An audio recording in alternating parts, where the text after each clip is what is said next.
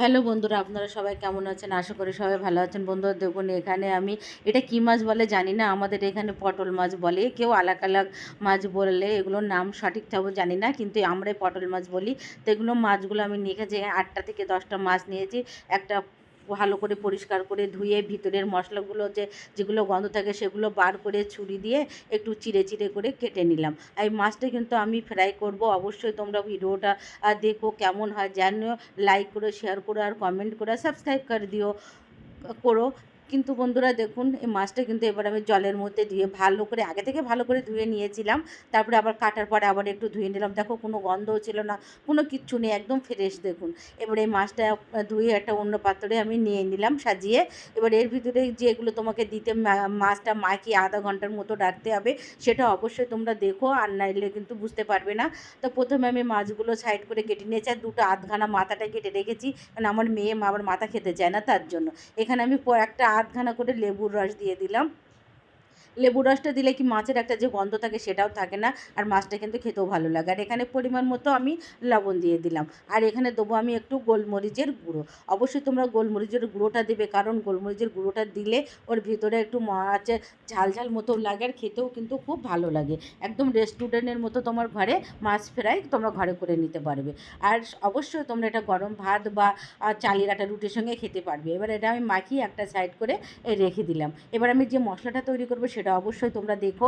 প্রথমে আমি নিয়ে নিলাম পরিমাণ মতো হলুদ গুঁড়ো, তারপরে আমি নিয়ে নেবো লঙ্কা গুঁড়ো, যেটা আমাদের ঝাল থাকে সেই লঙ্কা গুঁড়োটা নিয়ে নিলাম। তারপরে আমি নিয়ে নেবো আদা রসুনের পেস্ট।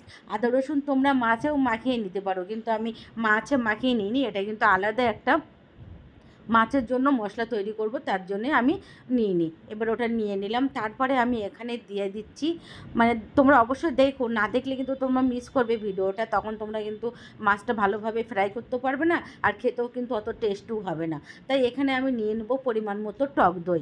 অবশ্যই তোমরা দইটা নিতে পারো, আর দইয়ের পরিবর্তে তোমরা যদি চালের গুঁড়ো বা ময়দা বা কর্নফ্লাওয়ার ইউজ করতে পারো। আমি এখানে কিন্তু টক দইও নিয়েছি, আর এখানে নিয়েছি আমি 2 চামচের মতন চালের গুঁড়ো।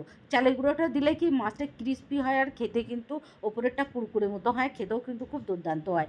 এবারে চালের গুঁড়ো নিয়ে নিলাম 2 চামচ, আর ওপর থেকে আমি একটু দিয়ে দেবো সাদা তেল, বা তোমরা সয়াবিন তেল, রিফাইন তেল দুটোই যে কোনো একটা দিতে পারো, বা সরষের তেলও দিতে পারো। এবারে দিয়ে এবারে আমি এখানে একটু কাশ্মীরি লঙ্কা গুঁড়ো দেবো। কাশ্মীরি লঙ্কা গুঁড়োটা দিলাম কালারের জন্য, যেন কালারটা কত ভালো আসে, এটা কিন্তু ঝালের জন্য নয়। এবার দিয়ে এবার ভালো করে আমি হাতে পেস্টটা মাখিয়ে নেবো। দেখুন কী সুন্দরভাবে মাখাচ্ছি।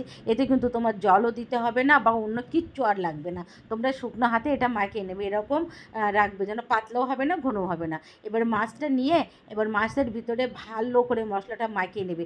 যে মাঝখান দিয়ে আমি চিড়ে চিড়ে রেখে দিয়েছি সেগুলোর ভিতরে দিয়ে দেবে, বা মাছের যে পেটটা কাটা ছিল তার ভিতরে একটা দিয়ে ভালো করে মাখিয়ে নেবে। তখন আমি যেভাবে মাখাচ্ছি কিন্তু তোমরা অবশ্যই এইভাবে মাখাবে, তবে কিন্তু মাছটা খেতে দুর্দান্ত স্বাদ হবে। একদম রেস্টুরেন্ট বা হোটেলে তোমরা যখন খাবে তখন কিন্তু এইভাবেই ওরা দেয়। এবার পুরো মাছটা কিন্তু আমার মাখানো হয়ে গেছে।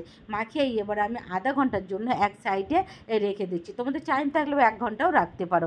যতটা রাখবে তত কিন্তু আরও খেতে ভালো হবে, কারণ মশলাটার ভিতরেই তখন বেশিভাবে যাবে, তো তত আরও খেতে টেস্টি হবে। এবারে আর একটা সাইডে আমি একটা প্যান বসিয়ে দিলাম, তাতে আমি পরিমাণ মতো সাদা তেল দিয়ে দিচ্ছি। তোমরা চাইলে সর্ষের তেলও ইউজ করতে পারো, কিন্তু সর্ষের তেলের চেয়ে কিন্তু সাদা তেলটাই বেশি ভালো হয়, বা তো তেলটা গন্ধ বাড়াবার কোনো থাকে না, চোখও জ্বালা করে না। তেলটা আবার গরম হওয়ার জন্য আমি অপেক্ষা করেছি। তেলটা কিন্তু গরম হয়ে গেছে। এবার এক এক করে যে মাছগুলো আমি মশলা মাখিয়ে রেখেছিলাম, এক এক করে আমি চারটে থেকে 5টা দিচ্ছি। আমার প্যানটা একটু ছোটো, তাই জন্য সব মাছগুলো কিন্তু আমি একেবারে দিতে পারবো না। এবারে এখানে আমি মনে হচ্ছে আমি 4টেই দিয়েছি। 4টে মাছ আমি দিয়ে দিলাম। এবার দেখো মাছগুলো কিন্তু কিভাবে ফুটছে, আর কত সুন্দর দেখাচ্ছে।